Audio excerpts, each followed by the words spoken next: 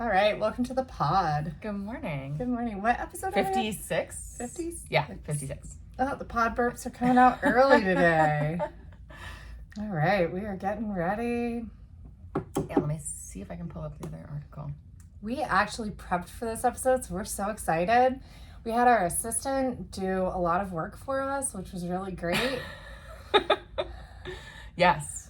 Assistant. Let me tell you, this personal assistant that I got, it is the best money I've ever spent, and so much work gets done. They're helping me at work. They're helping me here. We're going to talk about it more on the podcast, though, because this personal assistant is just incredible. It's incredible. It's the best. So.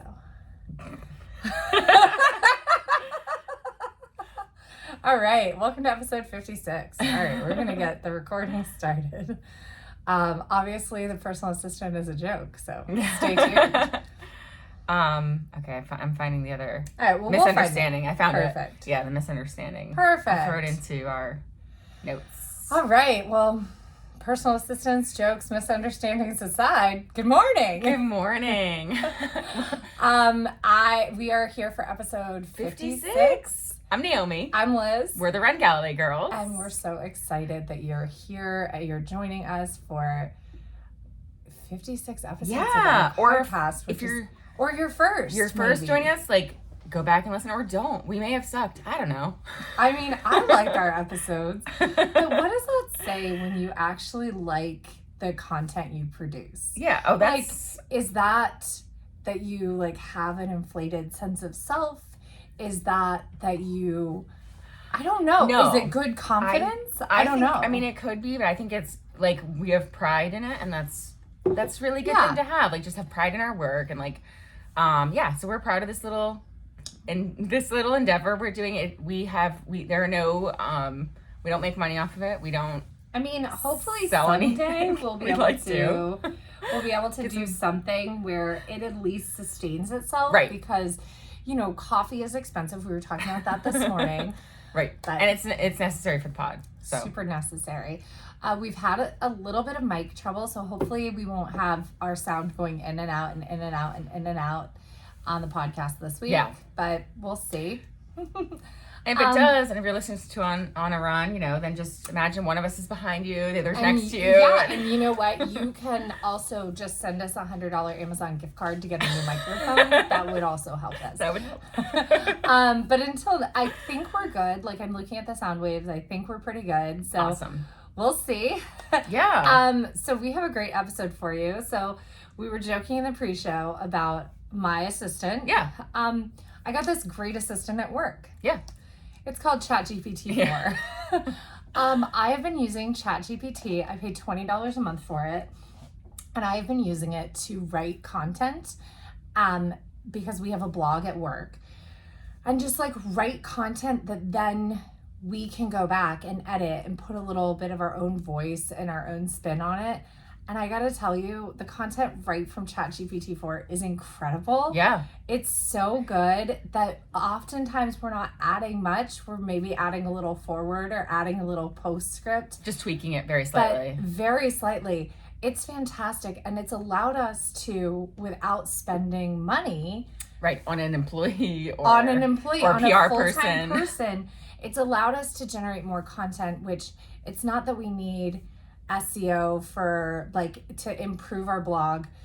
And it's not that we need that for people to attend the center, but we're hoping that will then help us when it comes to fundraising and advocacy in early childhood education. We need massive federal funding in order for the industry to survive. Anyway, it's very cool. So we actually use ChatGPT to help us today with this episode too. And it's kind of cool. We're excited. And last week, and I actually got feedback. So my mom, who's a listener, hi Mom, she listens to us every week, and she was like, I really liked this episode about streaking, which, she doesn't run streak, or it's not a thing that she would probably necessarily do, but she really liked the way it was laid out. And I was like, yeah, we had a little help, a little AI help. And she's incredible. like, oh, that's cool. And Yeah. We're kind of helping us use it to develop our outlines. It helps us stay organized. And Yeah. it's not that we wouldn't want to put a ton of time into creating these outlines.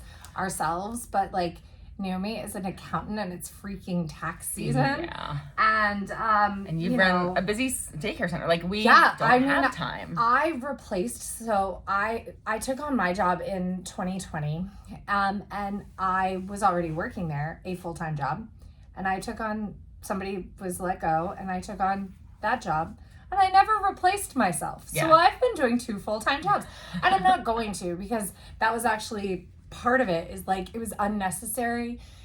If like, people just have to be okay working hard in life. Yeah. I don't know. Maybe I have a different tolerance for how much work is too much work. No, I don't know. And I don't know. We talk about this a lot at work too. Like, it's not necessarily generational, but there's like certain people who have this work ethic. I'm the same way.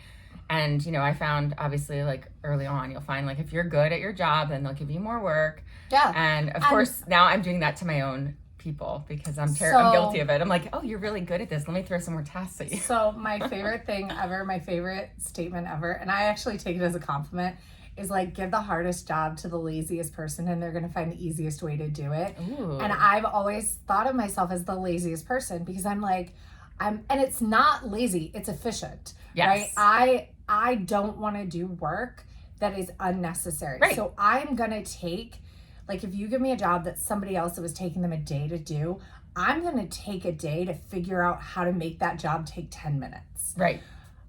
Like, okay, one of the jobs that, you know, I have to do is I have to put in all of our retirement and retirement matching from each paycheck. Yeah. And the woman trained me, right?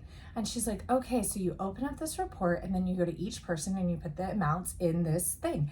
And I was like, really? So I'm like poking around on the website and it's like, download this spreadsheet. Right. I was like, oh. And then I go to I was like, pull this report. Oh, this column is this and this column and you is match this. them up. Exactly. It's literally just copy paste. And what I did is in the template, I changed the names from the template names to what they are on my report. Nice. So it's even easier.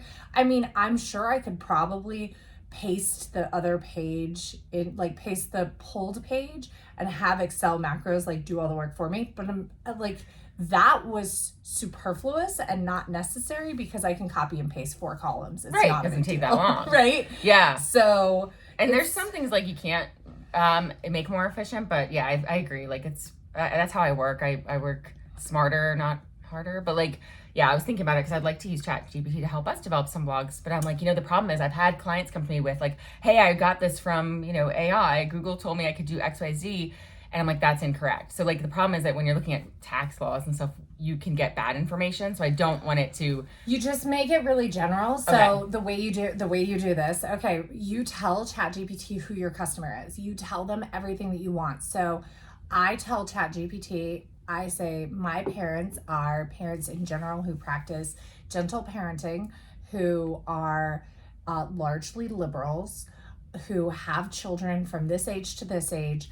I want a blog that says these things, includes these things, and I need references from the American Academy of Pediatrics. There you go. And it will and give me 3 books from Amazon that I like that are age appropriate. So then I can link in to like sell those books as well through our Amazon affiliates account. So you give it very specific instructions and it will stick to reputable sites essentially. Yeah. And then you proofread it and the proofreading. So even if it pulled something wrong, you can be like, wait, let me check that really quick. Oh, that's wrong. You just, like, that's where you fix it. Right, but the fact checking would take it did take a while to, like, go and fact check something that, like, someone had been trying to tell us they could use 529 funds for example. And, like, it took a while to go fact check because I had to go look at the code, the IRS, you know, or like, I have to go look at the tax code, and that takes a lot longer to read. But, yeah. I think it could help generate outlines. I think you can then ask ChatGPT, take a look at the IRS tax code on this site and tell me if this is possible. Right. Like, it's very smart. Yeah. It's weirdly smart. So GPT-4, which is the one you have to pay for, 3.5 is not as good, but it's still awesome. Like, before I realized how much better 4 was, I did like 3 blog posts with GPT 3.5 and it was great. Yeah. Yeah, and it could be like, I don't know what source they were using, but you know, that's my fear is like I have to be careful with the information I'm giving out. Well, but I think it would help us develop some outlines and stuff like that. There was and just keep it very general. Just keep it like, if you have more detailed questions on this, please reach out. Exactly. It's funny, during the like the PPP and employee retention tax credit and all this stuff, there was a lot of information on accountant sites that I'm like, that's wrong. That's been updated. Yeah. That's wrong, because I was sitting there reading the House bills and reading the IRS website, and I'm like, these guys have this wrong. This is not how you do this. Right, because they had early information. They were, the blogs can be helpful, but you have to update them. But anyway, we have this great new assistant. So we hope that you like this episode. So we're going to dive into something that we kind of teased about last week, which is Stacy Sims talking about how women don't really need Zone 2 training as much as men do. And can the Galloway method, or did the Galloway method hack this like ability for women to kind of run a lot in Zone 2 without like the negatives of it. So kind of what we were talking about is Stacy Sims has said that women need more high intensity. They shouldn't be hanging out in Zone 2 all the time. They should they should do a lot of heavy lifting, which is, we would agree with all of those things. But can you still be, because Zone 2 is such a pleasurable place to be. We should back it up. So what is, we should talk about what Zone 2 is, or what the zones are. Okay. Yeah, we've done that a couple of times. Let's do it. But just so that, like, everybody jumping in. So there, we're talking about a 5-zone model, I assume. A heart rate zone model. Mm-hmm. So you've got 5 zones. You've got like your zone, you actually have Zone 0 too. Right. So you have Zone 0, which is just everyday life. You have Zone 1, which would be like an easy walk. Mm-hmm. You have Zone 2, which is like, you're moving, you're out there, but your heart rate, you're talking full sentences. You could do it all day. You feel like you could just go for hours and hours. Yep. We've got Zone 3, which is your aerobic zone. You're talking, but you're breathing a little bit, but you could still do it for 3 hours. Right. And then you've got Zone 4, which is about your 1 hour max. Mm-hmm. And then you have your Zone 5, which is about 15 minutes. And that's 5 to 15 minutes. Right. That's like all max heart rate. And so basically Zone 2 has been touted in like fitness as, like Zone 2 is going to improve your aerobic capacity. So Zone 2 is going to improve your 3. It's going to improve your 4. It's going to improve your 5. So Zone 2, Zone 2, Zone 2. Because what it does is it helps your body learn how to lactate shuttle. It recruits mitochondria. So you're changing type 2 fibers. Well, you're taking so there's type 2 and type 1 fibers. Type 1 fibers are your slow switch, fat burning, and then type 2 are your sprinter muscles. Right. So your Zone 2 training, it really is your low intensity endurance training. And basically what Stacy Sims, who's an incredible scientist, and we think she's incredible, she's amazing, but she suggests that women may not need to focus on it as much as men do. But I think that message gets a little lost. And that's where we're here to kind of like point out exactly how, sure, you might, like as women, we might not need to focus on it, but we also don't need to eliminate it.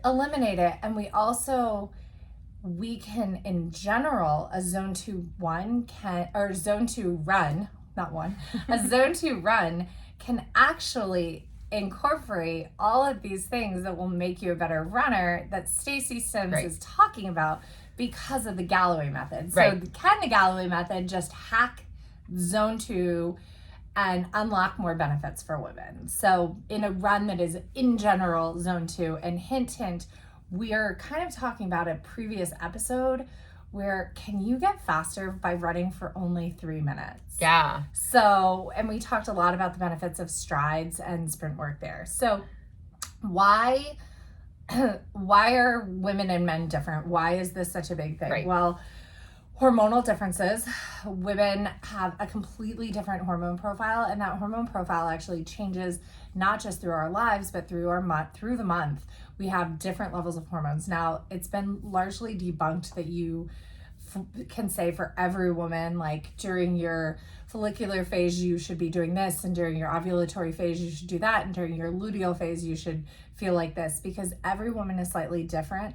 I will tell you, for me, my best running happens at the very, actually at the very beginning of my cycle, which is period day 1, right? Mm-hmm. Your hormones are at your lowest.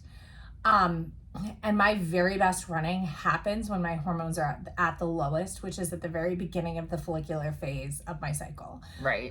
That is when I just feel the best. Progesterone is my enemy when it comes to my heart rate, my breathing, and just how I feel. And progesterone is high in your luteal phase, which is post-ovulation. So that's just a little but that's me. Right, that's you, because you might feel, some people might have other symptoms that cause them to feel worse during their period, or reasons why, it doesn't feel as good. Some women feel amazing midway through their cycle, which is when they're ovulating. Some women feel amazing then. So hormones have a huge impact, and it says here that estrogen actually allows women to readily burn more fat for fuel at higher intensities compared to men. So that's also, and women do have higher estrogen at all times in their cycle versus men. We just have different peaks. So you actually have 2 estrogen peaks in your cycle. The first one is as your hormones rise in your follicular phase, your estrogen starts to rise with a hormone called FSH. And then FSH begins to drop as your luteinizing hormone rises. Estrogen then rises again. Then you ovulate. Everything drops again. Those hormones drop, and progesterone begins to rise. Right as your luteinizing hormone peaks, progesterone begins to rise along with estrogen. So I can go over all of that in another day, but I could tell you about the menstrual cycle from here to Sunday.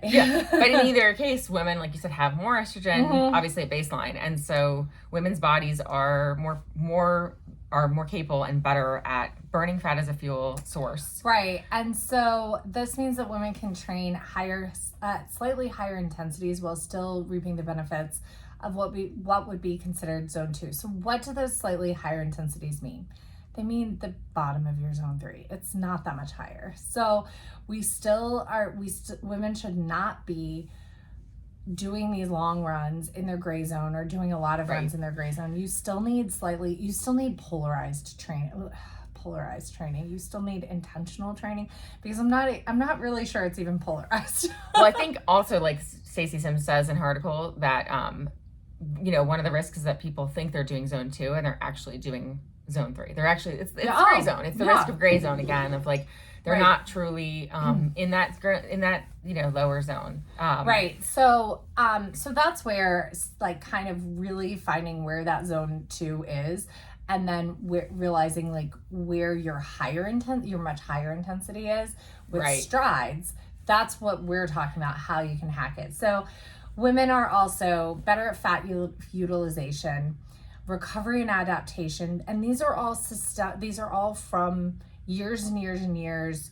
Genetically, we're programmed to birth babies. We're programmed to endure. Our muscle fiber composition, which this was embryonic. Female embryos are more what's the word? More hardy and less fragile. You're ready for something crazy? Yeah. So all embryos develop female until 7 weeks of gestation. I know that. 7 weeks, there's one gene on the Y chromosome. It's called the SRY gene, and that their job is to release a hormone that says make testicles. Yep. And other than that, up until 8 weeks, all embryos are exactly the same. So if you have a defect on your Y chromosome, a male has a defect on their Y chromosome, they will be born a female with ovaries that work. Wow, that's crazy. That's crazy. They're going to present a little more like a woman with Turner syndrome, which is the one copy of the X chromosome. So they are going to have some things, but Turner syndrome is a relatively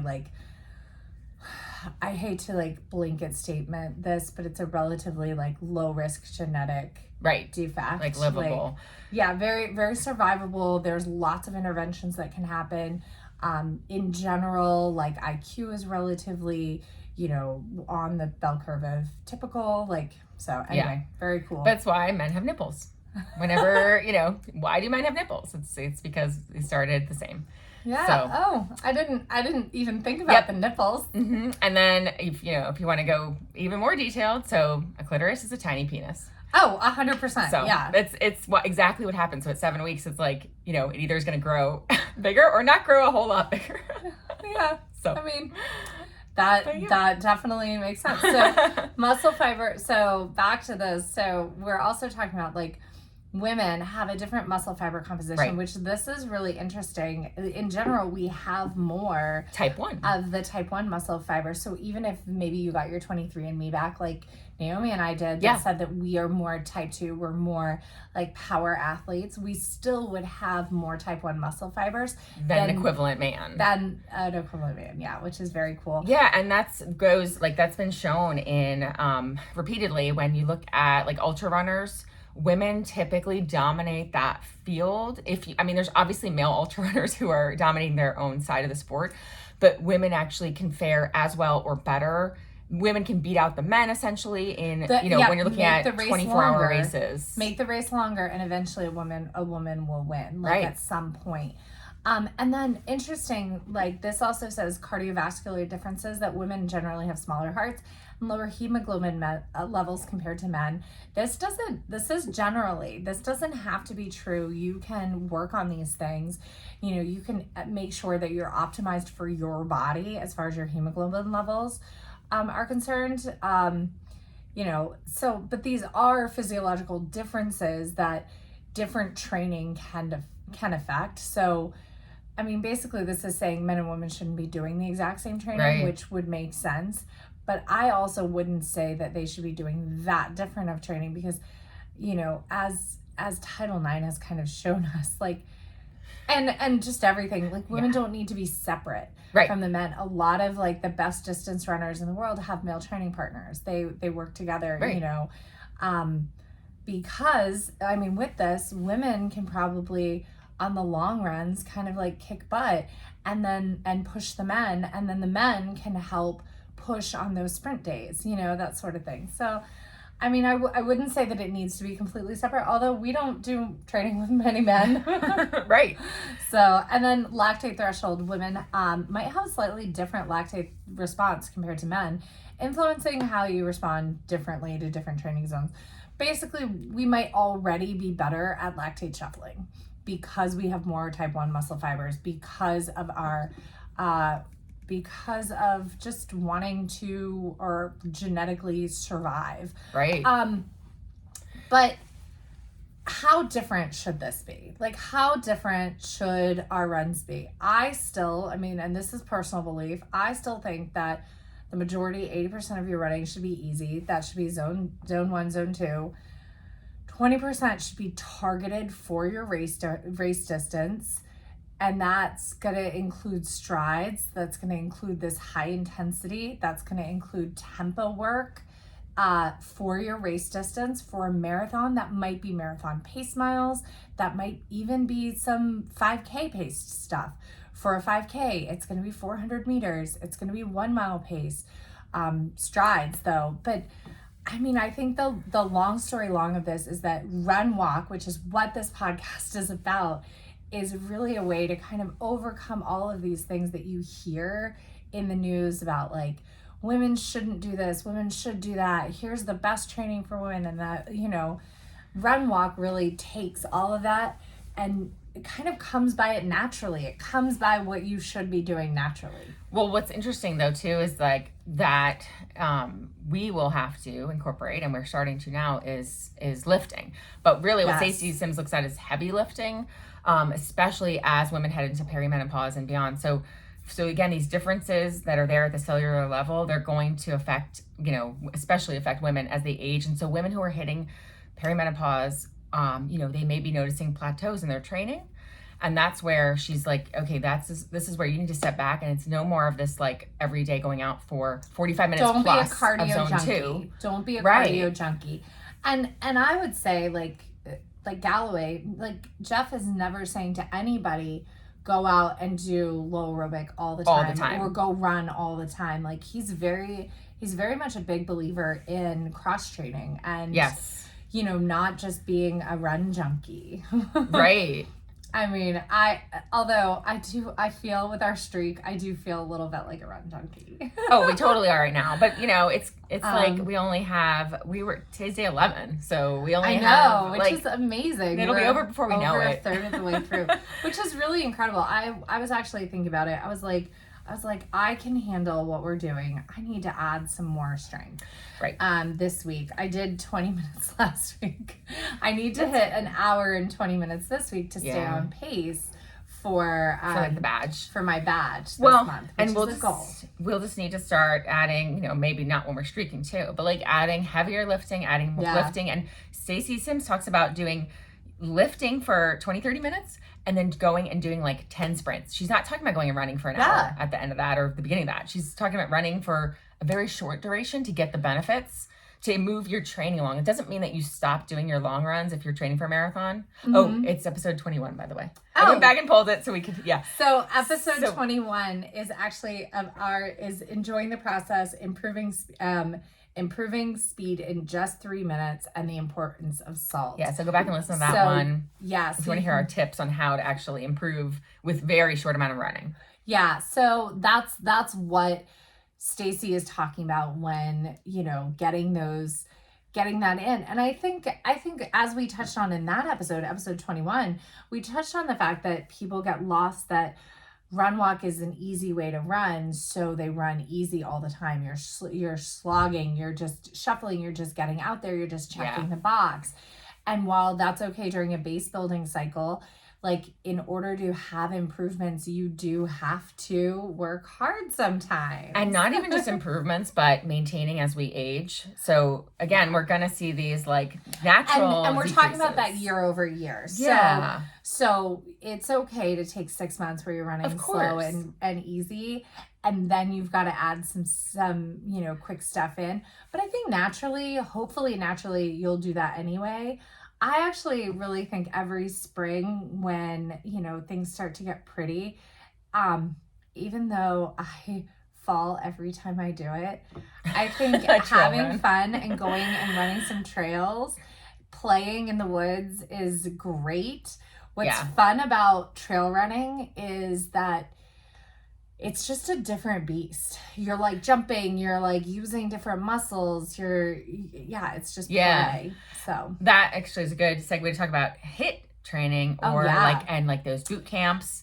And both Steve Magnus and Stacy Sims talked about. And we're talking about all of this because it's the new year and everybody's talking about, well, what do you do? Like everybody's jumping into something brand new. Everybody's like, it's time to exercise. It's time to, and like, you know, it's also what I'm hearing, like women our age, you know what I mean? Like our friend circles who are in their early 40s, mid 40s, late 40s, they're talking about, they go to these boot camp classes, they go to this, that, the other. Yeah. And what Stacey Sims is saying. A lot of times they've swapped runs that they used to do because they're starting to become more injury prone. And what we're saying is you don't need to swap these runs. You just need to add in some targeted strength and some intentional training. Right. And it's going to be targeted. And that's what's different with you go to these boot camps and these HIIT type classes. Sometimes they're not actually intense enough. And they're not going to provide the benefits you want. Whereas you should be more doing like powerlifting. Like Stacy is saying they're not intense enough. Yeah. And Steve Dr. Sims. Yeah. And Steve Magnus is saying if you're just starting out, they're too intense. Right. So right. You shouldn't jump to them from zero to. They're kind of, that is, oh my gosh, that's exactly what I've been trying to put into words for years and years and years. When every athlete tells me, well, I've added Orange Theory. I'm like, I have zero problem with Orange Theory. I think if Orange Theory is how you get your fitness in, great. That's amazing. Yeah. But if you are a runner training for a marathon, Orange Theory is it is gray zone running. Yeah. It is being right in that crazy like mid zone. You're opening yourself up for injuries. I truly think that you should be doing more like Olympic style lifts. Yeah. So big, heavy lifts, a lot of single leg work with lighter weights, right? For running specific for things, stability and and then doing a great running training plan. That's really, it's almost like prehab, running, rehab, prehab stuff, a little bit of super heavy, and then a targeted running plan. Yeah. And that's what Stacey Sims is saying about women especially women in perimenopause and menopause. So it definitely, I agree. Like, it affects any age, but should we define perimenopause? Have we defined that before? I don't know if we have. We should have like an episode eventually on menopause and perimenopause. We definitely should, because I love to deep dive into hormones. So perimenopause is the 10 years leading up to menopause. Menopause is defined as the absence of a menstrual cycle for 1 calendar year. So the average age of menopause in the United States is 51 and a half. So if you are 41, you are in perimenopause. And it could be earlier, it could be later, obviously. But it's on average 10 years. It is the 10 years leading up to menopause. Right. So if the average age, and you're so you could end up going through menopause at 48. So actually you started at 38. Exactly. You could end up going through menopause at 55. So maybe you aren't in perimenopause until you're 45. Right. But a lot of people don't realize that they're in perimenopause because it's the 10 years leading up until they start to have symptoms. You generally don't start to have symptoms of perimenopause until about 6 years before you're going to go through the full. So about 4 years into your tenure. Yeah. So that's good information, because I think, especially if you are having symptoms already, then it probably means your window is closer than you think. And if you're not yet and you're in your early 40s, then it maybe can you have 10 more also years. Come back. It can also come on really quickly. Right. So I'm in all these 40 plus IVF groups, all these women like me who are trying to get their golden egg, who are going through this as a last ditch effort to have a genetic child. And, I hate to say it, we're all in denial about our own biology. It is so difficult. But you're very aware of it, obviously, that your window is closing, and that's it's where closing, but you're heightened about it. I think but trying to push back. I think we're all kind of taught, though, that we're fertile until we go through menopause. Right. And, it's just, unfortunately, it's just not the case. So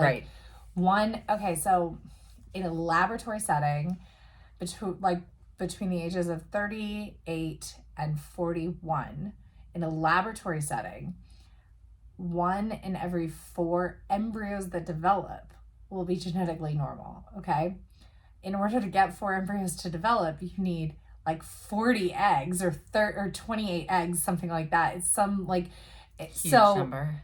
So the fact that yes, 40-year-olds do get pregnant, 42-year-olds get pregnant, and they have live births, but it's such a low percentage of it's such a low probability. It's literally a miracle. And I'm not a religious person, so to call something human reproduction is so inefficient, because even the best 28-year-olds with perfect fertility only has a 20% chance of getting pregnant each cycle, which is absolutely mind-blowing that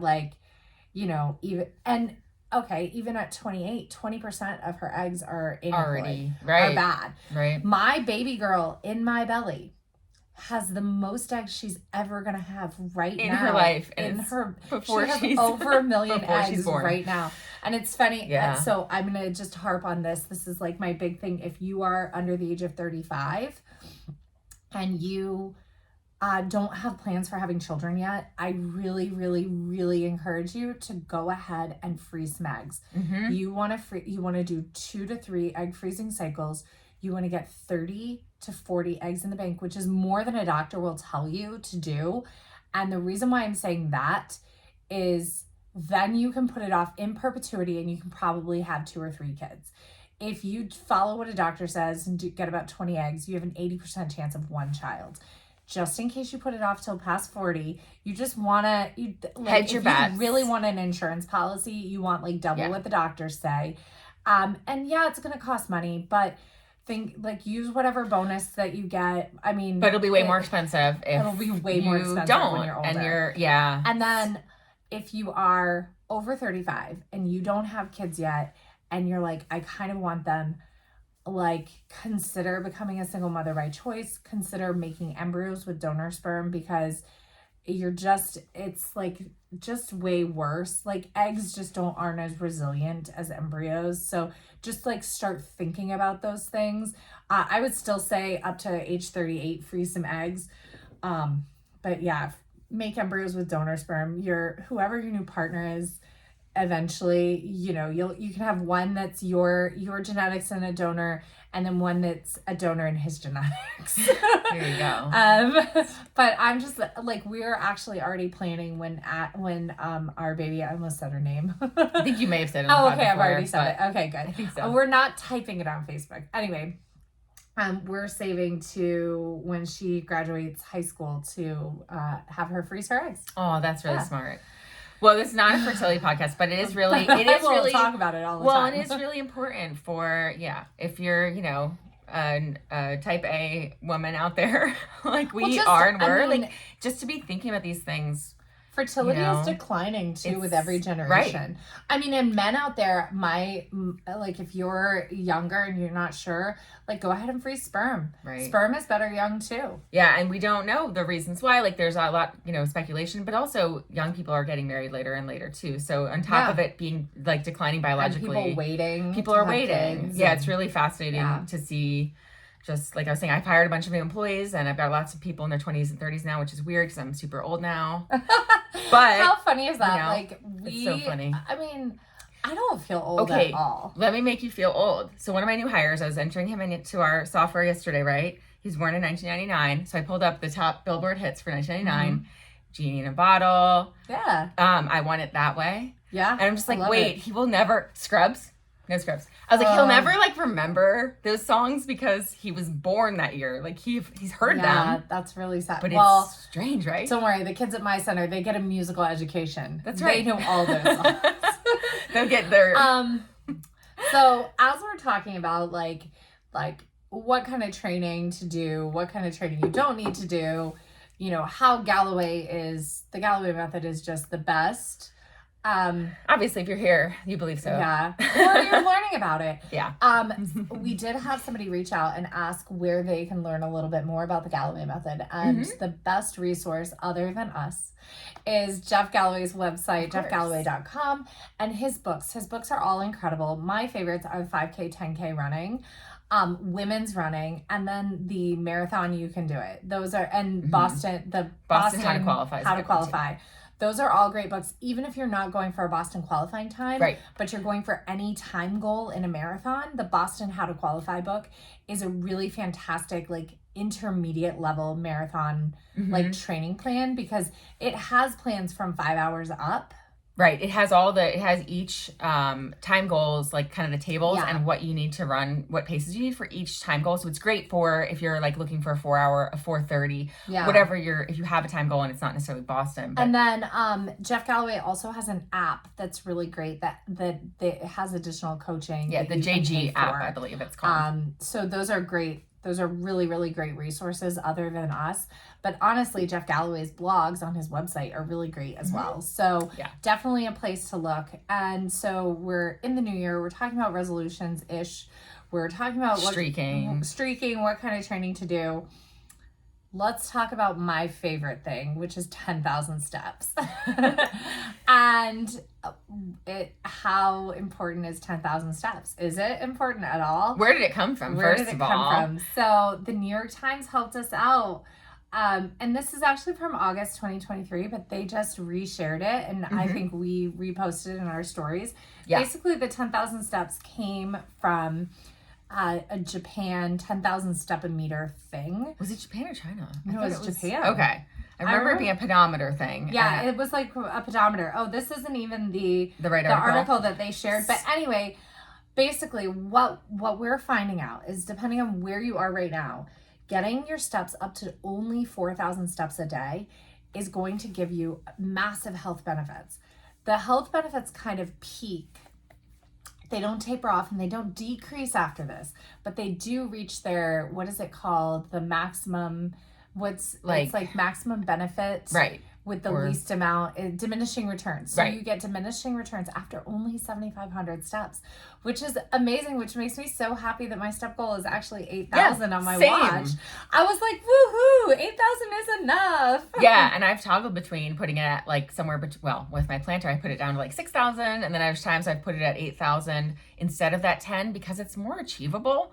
And so, with maybe it's the first one, even though it says No, it's 2021. I know, but it might be the same article, the same research. But so yeah, basically, I think this is what they is more attainable, obviously, to look towards getting at least 4,000 a day, but not necessarily worrying about getting more than 8,000. Like that's the benefits. The benefits do kind of take. Now, I would say, and this is something I felt personally, when you start to get over like 18 and 19,000 steps, you are going to open yourself up to risk of injury the same way that you would with additional training. So you do have to be careful. And that's about 10 miles when you're going above these, like when you're going for like huge step numbers, you've got to make sure that you're doing it slow and methodically so you don't get injured. Because we went for an 8-mile run and then Naomi was all up on her feet and got 20,000 steps. 25,000 steps Saturday? And had a little plantar flare. Yeah. And then, I've had the same sort of things happen where my legs feel like really achy and buzzy at night. Especially my lower legs are just they're my weak link in my chain, are my like shins and calves. Yeah. And now mine are, now that I've moved to more of a 4-foot running. Yeah. So it wasn't an arbitrary number though. It was from the 1964 Tokyo Olympics. Clockmaker, trying to capitalize on interest in fitness, developed this 10,000 steps meter. So 10,000 steps became just our like in our subconscious or in our conscious that's what you have to hit. It's really arbitrary. But I still think it's a great goal. I think if you're already doing a running training plan, 10,000 steps is a great goal for your non-running days. I would definitely say, as a runner, set your watch at least to 7,500.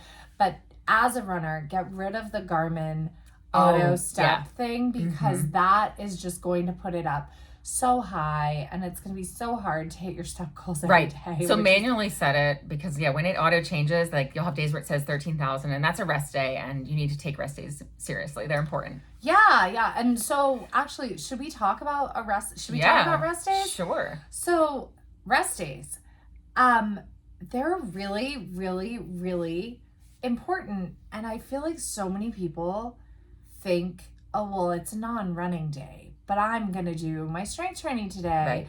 I'm going to do like a long bike ride. I'm going to go for a 5-mile walk. That's not a rest day. A rest day is a day where your body gets to recover.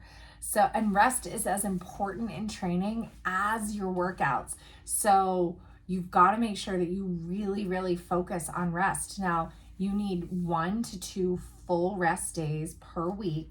And a week is arbitrary, so it could really be 1 to 2 per 10 days. Yeah. And they should be really restful and really recharge your body. They should be the day that you're getting your whatever you set as your floor for your steps, or sometimes lower. Like, there's nothing wrong with that. If you're not a crazy person like I am, trying to hit their step goal every day, that's why I set mine at 8,000. If you're not a crazy person, like, go ahead and lay on the couch all day. It's great for you. You can have 3,000 steps. Take to the bed. And I think you hear a lot of like people out there talking about, and probably like higher level athletes and whatnot, they're taking a rest day every 10 days, every 2 weeks. I feel like for most of us, that's not with full-time jobs. We need when an athlete is not your full-time job. Yeah. We need more than that. And so I agree. 1 to 2 a week is much more, it is probably much more essential, because we do need that rest, because stress is stress on your body. It doesn't matter whether it's running stress, work stress, stress of family life. Your body only sees stress. So. I would be careful making your rest days on days that you're busy at work, right? Because mental stress is not restful. Exactly. So, we generally take a restful day one of the weekend days. Sometimes we don't. Sometimes, it's Fridays are like our non-running days. And we, we'll do a shorter, easy something on Saturday, or a long something on Saturday, and then the opposite on Sunday, short and easy. So sometimes we'll do that, but I mean, in generally how Jeff coaches, how I coach, how we plan out is we have a rest day before your long run, a very, very restful day. And after, if you're not doing like a targeted marathon plan, you might do something very short, very low intensity, very easy, either the day before or after that long run. But, rest is so important. Yeah. It's so important. And when, all the illnesses are around too, and it's illness season. When you are sick, you've got to make sure you're taking care of yourself. It's so easy. Sorry about that. That was my. I don't think it'll even. We haven't been dinging on the podcast, thankfully. That's because my focus has been on for all of it. My do not disturb. Nice. I think that just did it because everything's linked. Yeah. Yeah. So. When you're sick. Yeah. How to recover from that. That's actually, we should talk about that. Yeah, we should do a whole episode on this. Flu is going around. COVID is back. It's everything. And there's just regular respiratory viruses. Yeah. So there are times that you can run through things, and then there are times that you need to take time off. If whatever you have has caused fever plus any other symptom, my suggestion, and this is not medically based, this is just trying to be a human that doesn't get sick again, because rebound infections are very common after you've been sick, is wait until, schools say come back when you're 24 hours fever free.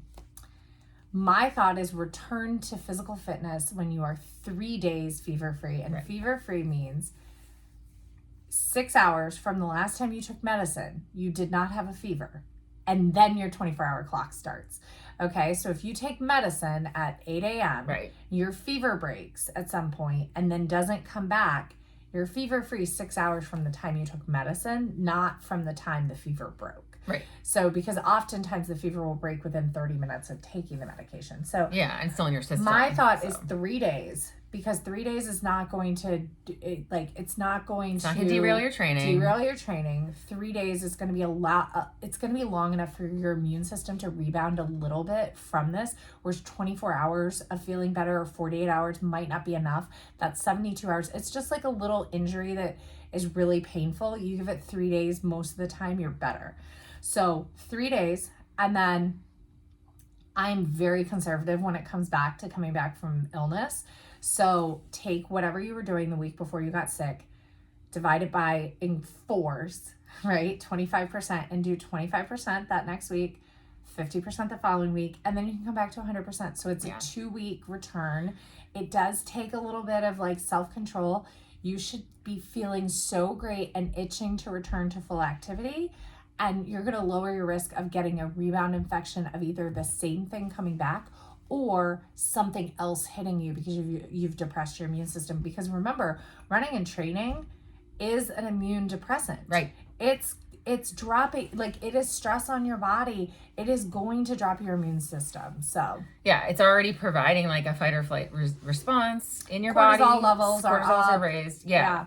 And so, if it's something that's, we've heard before, neck up versus neck down, that's also really important to look at too. Mm-hmm. So if you have something that you had in your lungs. Well, not something with a fever. That is definitely something with a fever. Give yourself kind of the 2-week recovery. Fever's in its own, bucket. Because adults shouldn't get fevers. Right.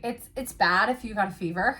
Right. And then, chest down. So let's talk about neck down. Right. So if it's just postnasal drip, a lot of times you can still kind of continue your program unless you had a fever. My suggestion, actually, we were talking about all this zone 2. Mm-hmm. When you're congested in your head, stay in zone 2. Yeah. Stay in zone 1, stay in zone 2. Yeah. That's don't stress yourself more. Right. For one thing. If you're going to keep going, take down your intensity level. Take down your time. Your endurance, your length of activity. Yeah. So just bring it down to kind of slow and easy so that your body... Or take 3 days off. Yeah. Take 3 days off. But if you might have a cold for a week, and it's it doesn't mean you have to completely stop. Right. But if you get something that's in your lungs, if you're like us and have asthma, you have a reaction already from it, or if you just have this kind of cough in your lungs feeling, then you really do want to guard yourself and be really careful coming back, and even spend more time kind of slowly coming back, because it can linger. It can make it really hard. Your lungs can kind of get I don't know, not like permanent damage, but you can get pneumonia. So you can get something that's viral, right? So you get a cold, it comes down into your lungs. Right. Once it sits in your lungs, you can grow bacteria and get something like bacterial pneumonia. Yeah. Pneumonia is generally bacterial in origin. You can get pneumonia, and then that once you have that, we're talking about a full month before you can return to activity. We're talking about like serious stuff. So this is all kind of to prevent now. So don't let it fester. It's cold and flu season. Chill out. If you're not feeling well, punt or get rid of punt workouts down the line. Get rid of workouts, reevaluate your goal. Just take it easy, because we're going to be runners for the rest of our lives. Nothing is so serious that we need to push through now. And you're talking to two people who have gone on many sick runs when it was the wrong idea, and made things way worse. I've usually been pretty good about at least calling it and be like, I gotta go home. This is not working for me. But we've delayed recovery probably from our illnesses. That will sometimes, if I go out for a run and I'm really sick, it will sometimes set me back 2 weeks. Whereas if I had just taken that day off, I might only be out 3 or 4 days. Mm-hmm. So yeah, nothing is that serious that you have to, we're not training for the Olympic trials. We're not, gonna go set world records here. You should be enjoying it. Also, if you ever go out on a run and you're just not feeling it, or you're, people especially, actually, it's so funny. This is super tangential, but I've had 2 people in my life have a kind of depressed day where they're I don't understand, nothing is working, I'm the worst, and then the next day they were hit with a horrible cold, flu, illness, COVID, whatever it was, different things. And so if your mood all of a sudden feels kind of down, and maybe you do try to go for a run to boost it and it doesn't work, be on the lookout for maybe you're getting sick. Yeah. I don't it's know. Weirdly, it's kind of weird that that's been happening, but I kind of remember that happening with myself though. Sometimes when I'll get illnesses, I'll just have kind of a depressed day, and then not a good day, and then you're actually coming down with something, and that's why. And it's oh duh, that's why I wasn't feeling good. I wasn't feeling good. But sometimes when you're having a depressed day, you should go out for a run. So that's a little bit of a I was actually thinking our next episode we should talk about how how running and activity treats mental illness, but how it shouldn't be the only treatment if you are struggling for mental illness. If you're already running and you're still struggling with mental illness, what other options are there? Or if you're struggling with mental illness, how could you start running? What are the barriers? All of those things. I was thinking about that. That'd be a good episode. As I went to the doctor with my mother-in-law, and she unfortunately has some precursors for stroke risk. She had a TIA over the weekend. And we're talking with the doctor about, ways that we can, mitigate her stroke risks. And, one of the things is activity. And it's the barriers. What are the barriers to starting a program, a running program? Not running, but just a physical fitness program. Right. And honestly, for mental health benefits, walking is really all you have to do. That's the coolest thing. I don't know about you, actually. During our walk streak, I felt a mood boost. Yeah, I have too. And I know Jeff has some stuff out there too. We'll pull Jeff Galloway, of course. He's got some stuff out there about mood and about how exercise helps your brain and stuff like that. So I'm surprised at how the 30 minutes walking because I'm a pretty cheerful person to begin with. And I have just felt better getting more time outside. Agreed. Yeah. No, same. And we haven't done any treadmill during this streak. Not one. Yesterday we were able to get it done before the rain. Thank goodness, because we had and the weekend we were able to get it done before the rain. Before the weather. Yeah. So we'll have to ask our assistant to help us with our outline for next week. Assistant. I'll feed it lots of data so that it's a very good multifaceted outline for Yeah, us. and we'll try to put our like notes in our actual show notes. But there will be a lot of information from the assistant about the first topic, and then everything else we talked about we'll have to like get in there. Get some links. I wonder if the assistant can listen to podcasts and then add stuff. Probably. Yeah. We're I wonder if it can take a transcript. I don't know. I mean, it's a language model, so maybe not. I don't know. And then eventually the AI will kill us, as we know. As the creators of AI have worried. The AI will kill our descendants. It's fine for us. It's just going to be down the road when the machines realize that we are a threat because we can turn them off. So, I mean, the benefits and the downsides. It's all right. Everyone's using AI though. No, it's great. I mean, they are. But I'm saying like the people who created it 10 years ago were like, yeah, it probably will eventually learn that we're a threat to it. So it will learn how to, kill us. Yeah, but if you watch the movie I, Robot, there will be a robot named Sunny that saves us all. So it'll be fine. Will Smith will save us all. We'll just figure out how to, teach the AI that it needs to. So somebody get Will Smith on the phone and be like, Will Smith, AI is coming. Be ready. Because you're going to like save us all, right? Right. Oh my gosh. Oh, that's a funny way to end a podcast episode. But we hope you guys have a great day. Enjoy your running. Enjoy your life. Let us know if you have any questions. Yeah. You can support the podcast by going to rungallowaygirls.com/shop. There's lots of ways to help us there. Or beautycounter.com/rungalloway-girls. And yeah, I guess we should go to work now. All right. All right. Thanks. Bye. Bye.